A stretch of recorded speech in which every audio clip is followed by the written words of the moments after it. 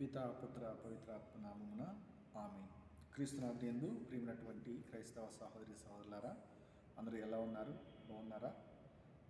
గత 2 వారాలు ఆదివారం వీడియో చేయలేకపోయాను. ఎందుకంటే మాకు గత ఆదివారం క్రీస్తురాజు మహోత్సవ పండుగ జరిగింది కాబట్టి కొంచెం పనులు బిజీగా ఉండటం వలన చేయలేకపోయాను. కాబట్టి అదే కారణం. చాలామంది ఫోన్లు చేశారు, ఏమిటి కారణం అని. ఏమి కారణం లేవు, కొంచెం బిజీగా ఉండబట్టి చేయలేకపోయాను. కాబట్టి గమనించాలని మనం చేస్తున్నాం. కాబట్టి ఈ రోజున మనము మొట్టమొదటి ఆగమన కాలంలోనికి ఈ రోజున తల్లి శ్రీసభ ప్రవేశించింది. ఈనాడు ఆగమన కాలం అనగానే మనకు గుర్తొచ్చేది ఏమిటి? క్రిస్మస్ పండుగ, క్రీస్తు జయంతి మహోత్సవం, బాలయేసు, పశువుల తొట్టి, ఇవన్నీ కూడా మనకు గుర్తొస్తాయి. మనం ఈ రోజున చర్చిలోకి వెళ్ళగానే మనకేం దర్శనమిస్తాయి? 5 క్రొవ్వొత్తులు మనకి దర్శనమిస్తాయి. మొట్టమొదటి క్రొవ్వొత్తి నిరీక్షణ, రెండవ క్రొవ్వొత్తి విశ్వాసము, మూడవ క్రొవ్వొత్తి ఆనందము, గులాబీ కలర్, ఆ తర్వాత 4వ క్రొవ్వొత్తి ప్రేమ, 5వ క్రొవ్వొత్తి తెలుపు, క్రీస్తుకి సాదృశ్యంగా అది కనబడుతుంది. కాబట్టి మనము ఇవి గమనించుకోవాలి. ఈరోజు దేవాలయంలోకి వెళ్ళగానే అవి మనకు కనిపిస్తాయి. కాబట్టి ఈనాడు మనకి ధ్యానాంశం ఏమి చెబుతుందంటే, నిరీక్షించండి, ఈ ఆగమన కాలంలో ఎదురు చూడండి అనేటువంటి మాటను మనకు జ్ఞాపకం చేస్తుంది. కాబట్టి ఈ 4 వారాలు కూడా మనము యేసుక్రీస్తుకి మనము ఎదురు చూస్తూ ఉంటాము, సిద్ధపడమని మనకి బోధిస్తూ ఉంటాయి పట్టణాలు కూడా. కాబట్టి ఈనాడు నుంచి మనము ఆగమన కాలంలో ప్రవేశించాము. కాబట్టి ఈనాటి పఠనము మనము ధ్యానం చేసినట్లయితే సువిశేషము లూకా శుభవార్త 21వ అధ్యాయము 25వ వచనం నుండి 28వ వచనం వరకు, ఆ తర్వాత 34వ వచనం నుండి 36వ వచనం వరకు చూస్తే మనుష్య కుమారుని యొక్క పునరాగమనము అనేటువంటి అంశం మీద మనకి సెలవిస్తుంది. ఈ యొక్క రీడింగ్ మనకు సామాన్య కాలపు 33వ ఆదివారంలో కూడా, చివరి ఆదివారంలో కూడా మనము ఇలాంటి పఠనం విన్నాం. ఏమైంది ఆ పట్టణంలో అంటే, విపత్తులు జరుగుతాయి, సూర్యచంద్ర నక్షత్రములలో సూచనలు కనిపిస్తాయి, భూమి మీద జాతులకు గడ్డు కాలం వస్తుంది, సముద్ర తరంగ గర్జనలకు మనము వింటాము, అంతరించ శక్తులు కంపిస్తూ ఉంటాయి, ప్రజలందరూ కూడా ధైర్యం కోల్పోతారు అని మనకి ఈ రోజున పఠనము మనకి వింటాం. ఆ తదుపరి 34వ వచనం నుండి 36వ వచనం వరకు చూస్తే, కాబట్టి తుచ్చ విషయాశక్తితోనూ త్రాగుడుతోనూ చీకు చింతలతోనూ మీరు మందమత్తులు కాకుండా అప్రమత్తులై ఉండండి, లేనిచో ఆ దినము అకస్మాత్తుగా ఉచ్చువలే వచ్చి పడును అని చివరిలో మనకి దేవుని యొక్క సందేశం వినిపిస్తుంది. అప్రమత్తంగా ఉండండి, జాగ్రత్తగా ఉండండి, దేవుడు రాబోతూ ఉన్నాడు, నిరీక్షించండి దేవుని కోసము అని మనకి ఈనాటి పట్టణాలు తెలియజేస్తున్నాయి. కాబట్టి దీనికి సంబంధించినటువంటి ఒక కథను మనం ధ్యానం చేద్దాం. ఒకనాడు ఒక రాజు, చాలా సైన్యం ఉంది, ఆయనకి చాలా పెద్ద సైన్యం ఉంది, కొన్ని లక్షల మంది సైన్యం ఉంది. కొంత దూరంలో ఉన్నటువంటి ఒక చిన్న రాజ్యం మీదకి దండెత్తి వెళ్ళాడు, ఆ రాజ్యాన్ని జయించాలని. కానీ ఎక్కువ సైనికులు ఉన్నటువంటి ఈ రాజు సైనికులు వెళ్ళారు, కానీ యుద్ధంలో వాళ్ళు అందరూ కూడా ఓడిపోయి చనిపోయి అందరూ కూడా వెనక్కి పరిగెత్తి వెళ్ళిపోయారు. ఆ రాజుగారికి మన సైన్యం ఓడిపోయింది అని తెలవగానే చాలా బాధపడ్డాడు. అయ్యో, చాలా రాజ్యాలు మనం జయించామే, చాలామంది మనకు సైనికులు ఉన్నారే, ఎందుకు తక్కువ సైన్యాన్ని ఓడించలేకపోయారు అని కొద్దిసేపు బాధపడ్డాడు. ఆ తర్వాత మరలా తెమాయించుకొని మరలా కొన్ని రోజుల తర్వాత మరలా అదే రాజ్యం మీదకి కొంతమందిని, మరలా ఈసారి ఎక్కువ మందిని ఆ రాజ్యం మీదకి పంపించాడు. యుద్ధానికి వెళ్ళారు. రెండోసారి కూడా వాళ్ళు తుక్కుగా ఓడిపోయి వెనక్కి పరిగెత్తడం మొదలుపెట్టారు. వెనక్కి వచ్చేసారు. రాజుగారికి తలదీసేంత పని అయిపోయింది. ఏమిటి, మన సైన్యము ఓడిపోతుంది, ఎందుకు వాళ్ళు వెనుదిరిగి పరిగెత్తుతున్నారు ఏంటి అని చెప్పేశానని కొంతమంది వాళ్ళ రాజ్యంలో ఉన్నటువంటి గొప్ప గొప్ప గొప్ప జ్ఞానుల్ని పిలిచాడు. పిలిచి ఏంది ఈ కారణం అని చెప్పి వాళ్ళు అడిగినప్పుడు వాళ్ళు, రాజా ఒక్కసారి ఆ ప్రాంతానికి మనం వెళ్ళొద్దాం, ఏమి జరుగుతుందో, ఎందుకు వాళ్ళు పరిగెత్తుతున్నారో వెనక్కి అని చెప్పేసి ఆ రాజుగారితో చెప్పారు వాళ్ళు, ఆ జ్ఞానులు. ఆ తర్వాత వాళ్ళు వెళ్ళారు ఆ రాజ్యానికి. వెళ్ళి అక్కడ చూసినప్పుడు ఆ రాజ్యానికి ఈ రాజ్యానికి మధ్యలో ఒక వంతెన ఉందట. ఈ వంతెనను దాటి వాళ్ళు వెళ్ళి అక్కడికి వెళ్ళి యుద్ధం చేయాలి. యుద్ధం చేసినాక వాళ్ళు తిరిగి రావాలి. కాబట్టి వీళ్ళు ఏం చేస్తున్నారు, వెళ్తున్నారు. ఈ వంతెన ఉంది కదా, గెలిస్తే గెలుద్దాం, లేదంటే వెనక్కి తిరిగి పారిపోదాం అన్నట్లుగా వాళ్ళు వస్తున్నారని గమనించాడు ఈ యొక్క జ్ఞాని. కాబట్టి రాజుగారా, ఈసారి మీరు యుద్ధం ప్రకటించండి. యుద్ధం ప్రకటించినప్పుడు నేను ఒక ఆలోచన చేస్తాను, దానికి మీరు సమ్మతిస్తే మన యొక్క సైన్యం తప్పకుండా గెలుస్తుంది అని చెప్పాడు. సరేనని చెప్పేసి ఏదో చెప్పాడు అనేది ఒప్పుకున్నారు. ఒప్పుకున్న తర్వాత మరలా మూడవసారి యుద్ధానికి వాళ్ళు వెళ్ళారు. యుద్ధానికి బయలుదేరుతున్నప్పుడు ఈ సైన్యం అంతా కూడా వాళ్ళ మీదకి వెళ్ళింది. సైన్యం వెళ్ళిన తర్వాత ఈ యొక్క జ్ఞాని ఏం చేశాడంటే ఆ వంతెనను బాంబులు పెట్టి పేల్చేశాడు. పేల్చేసరికి ఇక ఆ సైనికులు ఏం చేశాడు, ఆశ్చర్యపోయారు వెళ్ళినటువంటి సైనికులు. ఇప్పుడు ఏం చేయాలి, చేస్తే యుద్ధం చేసి గెలవాలి, లేకపోతే మరణించాలి. ఇక అదే పరిస్థితి. కాబట్టి వాళ్ళు ధైర్యం తెచ్చుకున్నారు. మరలా వాళ్ళు ఈసారి ఎట్లా సరే మనము 2 సార్లు పారిపోయాము, ఇప్పుడు పారిపోవడానికి కూడా అవకాశం లేదు, అక్కడ వంతెన పేల్చేశారు, కాబట్టి మనం అప్రమత్తంగా ఉండి ఈ రాజ్యాన్ని గెలవాలి అని చెప్పేసి వాళ్ళందరూ కూడా కూడబలుక్కొని వాళ్ళు యుద్ధం చేశారు. యుద్ధం చేసి అప్పుడు ఆ రాజ్యాన్ని వాళ్ళు జయించగలిగారు. ఆ రాజ్యాన్ని మొత్తాన్ని కూడా వాళ్ళు మరలా వాళ్ళ రాజ్యంలో కలుపుకున్నారు. ఎందుకు ఇలా జరిగిందంటే వాళ్ళు వెనుకంది వేశారు. ఆ బాంబు పెట్టి పేల్చిన తర్వాత ఆ యొక్క వంతెనకి ఇక వాళ్ళకి దారిలేదు వెళ్ళడానికి. ఇక అదే శరణ్యం అనుకునే వాళ్ళు, ఇక లాభం లేదు, గెలిచినా ఓడిపోవచ్చినా చచ్చిపోతామని చెప్పేసి వాళ్ళు అప్పుడు అప్రమత్తులై వాళ్ళు నిజమైనటువంటి యుద్ధాన్ని చేశారు. కాబట్టి మన జీవితంలో కూడా మనం ఎప్పుడు కూడా అప్రమత్తులుగా ఉండాలి. కుటుంబంలో తల్లిదండ్రులు బిడ్డలపైన అప్రమత్తులుగా ఉండాలి. వాళ్ళని మనం ఎట్లా పడితే అట్లా వదిలేయకూడదు, అప్రమత్తులుగా ఉండాలి. రెండవదిగా రైతు పొలం వేసిన తర్వాత ఆ పొలం మీద ఆ రైతు అప్రమత్తంగా ఉండాలి. ఏ సమయానికి ఏమి చేయాలి, బాగా ఎదగాలంటే అని అప్రమత్తంగా ఉండాలి రైతు. ఆ తర్వాత బిల్డింగ్ కట్టేటువంటి యజమాని తన బిల్డింగ్ ఎలా నిర్మించబడుతుంది, ఎలా నిర్మించాలి అనేటువంటి అప్రమత్తత కలిగి ఉండాలి. ఆ తర్వాత కాపరులు, గొర్రెలు కాసేటువంటి వాళ్ళు, మేకలు కాసేటువంటి వాళ్ళు, పశువులు కాసేటువంటి ఈ గొర్రెల కాపర్లు అందరూ కూడా కాపర్లు ఎలా ఉండాలి, అప్రమత్తంగా ఉండాలి వారి యొక్క మందల పట్ల. అదేవిధంగా దేశ నాయకులు కూడా అప్రమత్తంగా ఉండాలి. మన మీద ఎవరు కూడా యుద్ధాలు చేయకూడదు, ఎవరు కూడా మన మీదకి గొడవలు రాకూడదు. ఈ విధంగా అన్నిటి మీద మనము అప్రమత్తంగా కలిగి ఉండాలి. ఇకపోతే క్రైస్తవులుగా మనము కూడా ఈ రోజున జాగరూకులమై అప్రమత్తులుగా ఉండి దేవుని కోసము ప్రార్థన చేయాలి.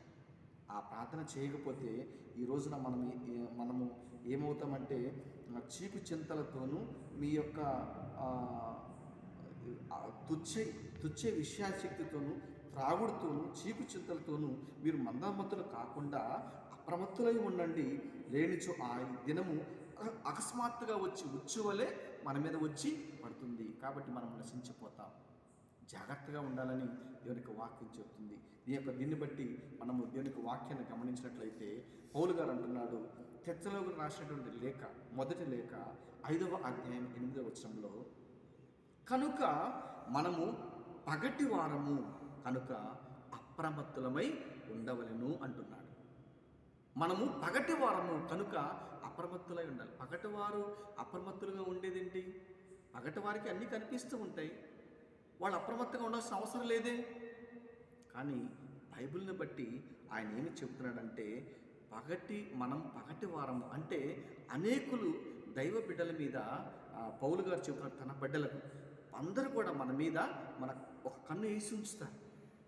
కాబట్టి మనము చీకటిలో పడకుండా, పాపములో పడకుండా మనం పగటి వారము కాబట్టి అప్రమత్తులమై ఉండాలి అని ఆ పౌలు గారు చెప్తున్నారు.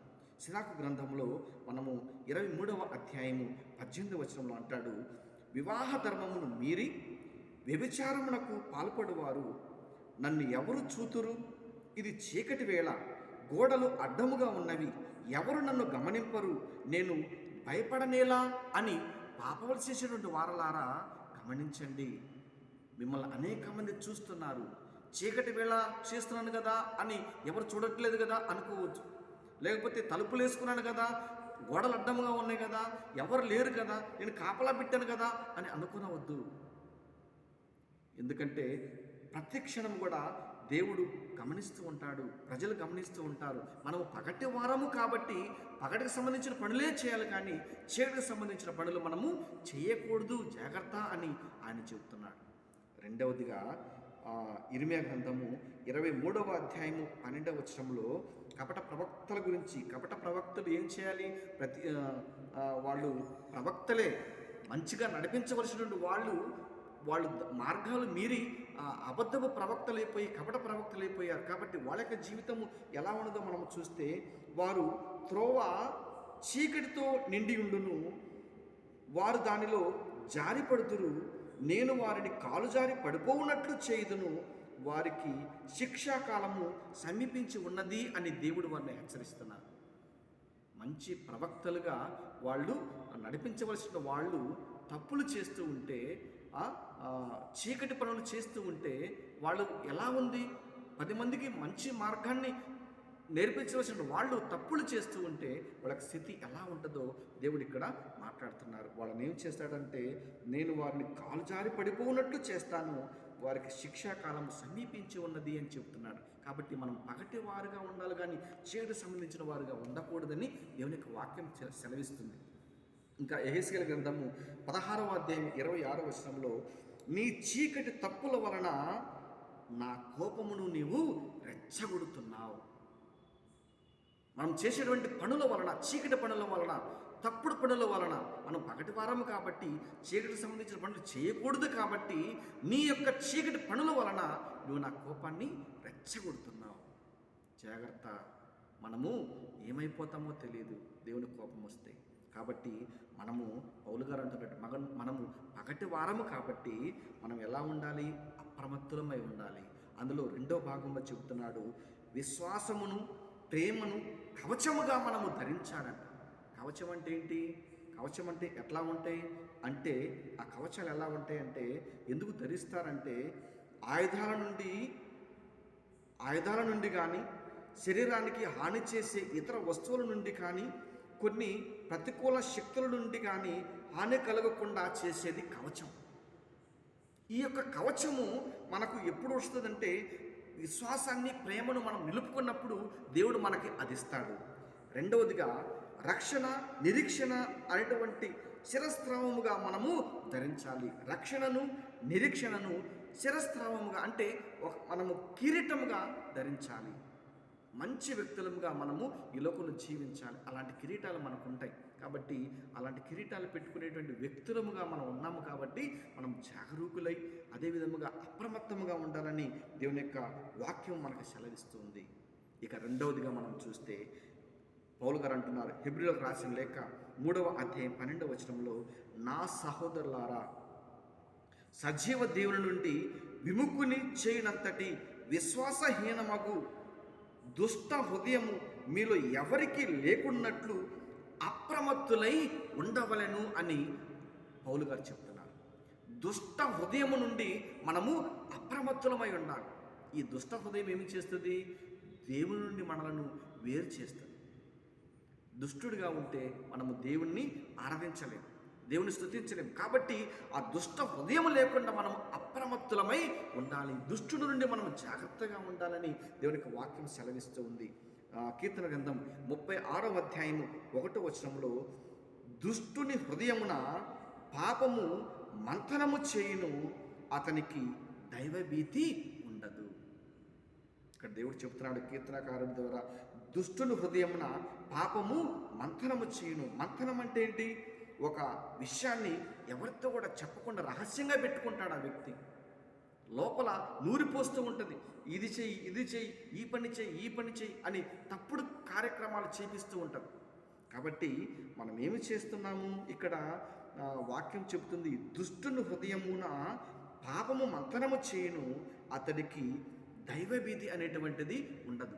దుష్ట హృదయం ఉన్నటువంటి వాడికి. కాబట్టి దుష్ట హృదయం నుండి జాగ్రత్తగా ఉండాలని, అప్రమత్తంగా ఉండాలని దేవుని యొక్క వాక్యం చెబుతుంది. కాబట్టి మనము అప్రమత్తులమై మంచి హృదయం కలిగి ఉండాలని చెబుతుంది. ఇర్మీయా గ్రంథము 11వ అధ్యాయం 8వ వచనంలో, కానీ వారు నా మాట వినలేదు, నాకు విధేయులు కాలేదు, ప్రతివాడు తన దుష్ట హృదయము ప్రకారము నడిచెను, నేను వారిని నిబంధన పాటింపడని చెప్పితిని, కానీ వారు వినలేదు, కనుక నేను వారిని ఆ నిబంధనమున చెప్పబడిన శిక్షలన్నింటికి నేను గురి చేసితిని అంటున్నాడు. దుష్ట హృదయం ప్రకారం వాళ్ళు జీవిస్తూ ఉంటే వాళ్ళు ఏమవుతారు? చివరికి బైబిల్ గ్రంథంలో ఎలాంటి శిక్షలు అయితే ఉన్నాయో ఆ శిక్షలన్నిటికీ కూడా వారిని గురి చేస్తాడు దేవుడు. కాబట్టి అవి మనకు అవసరం లేదు, అవి మనకు వద్దు. మనం మంచి హృదయం కలిగి మనము జీవించాలి, మంచి ప్రవర్తన కలిగి జీవించాలి అనేటువంటిది దేవుని యొక్క ఉద్దేశం.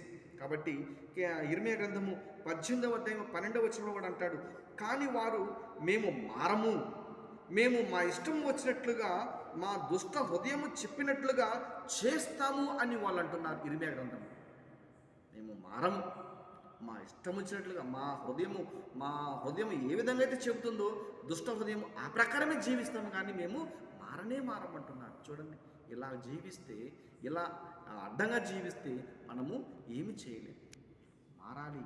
ఆగమన కాలం వచ్చింది. దేవుని ఎదురు చూపులు మనకి రాబోతున్నాయి.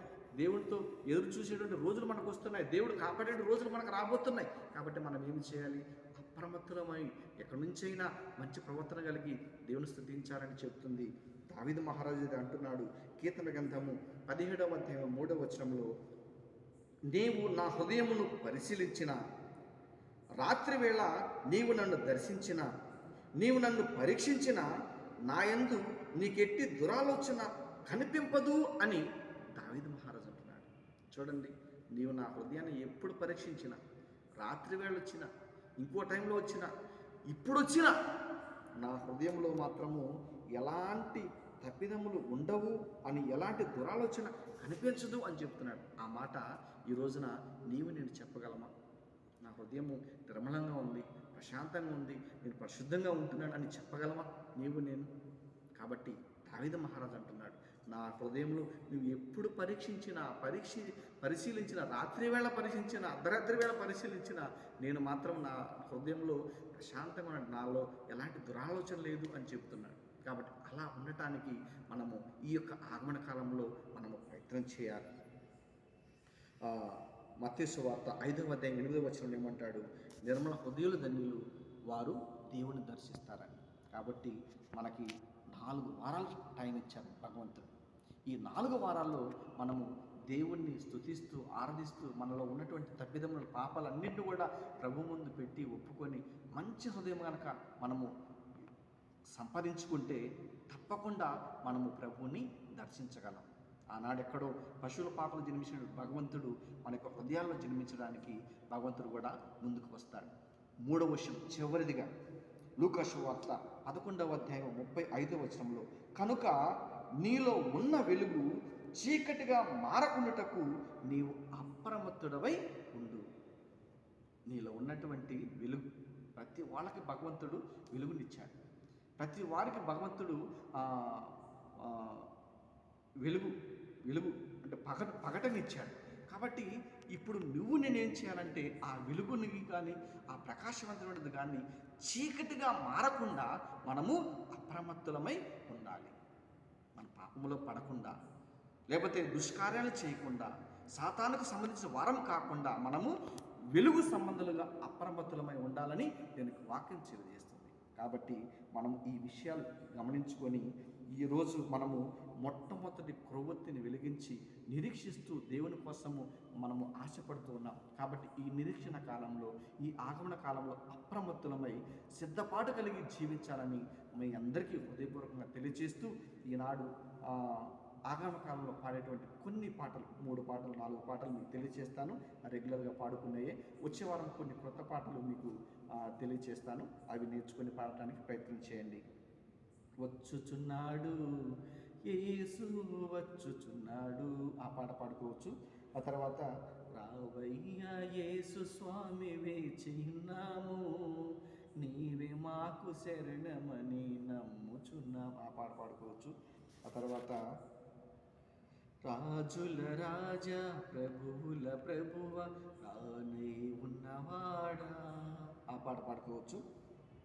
తర్వాత హే ప్రభు యేసుదేవా నీవే కదా నిరీక్షణ, కరుణతో కావారవా నీయందే మా నమ్మిక. ఈ పాటలు కూడా పాడుకోవచ్చు. కాబట్టి ఈ యొక్క వాక్యాన్ని మనము గమనించి మన యొక్క గ్రామాల్లో మీకు ఉపయోగపడితే ఉపయోగించుకొని దీని ద్వారా మీరు అనేక మేలులు పొందాలని మనం చేస్తూ మొదటి ఆగమన కాలంలో మీ అందరికీ స్వాగతిస్తూ నా యొక్క మాటలు ముగిస్తూ ఉన్నాను. పిత పుత్ర పవిత్రాత్మ నామమున ఆమేన్.